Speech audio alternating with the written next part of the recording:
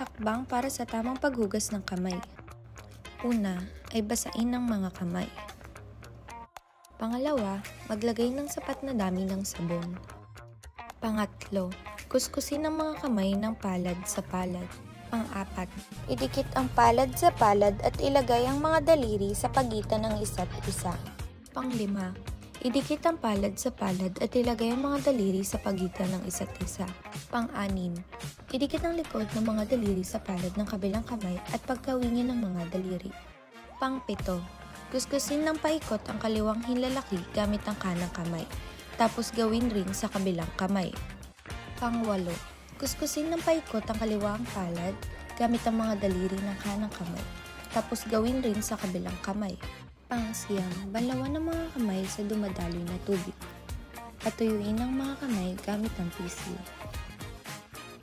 At tapos na, malinis na ang iyong mga kamay.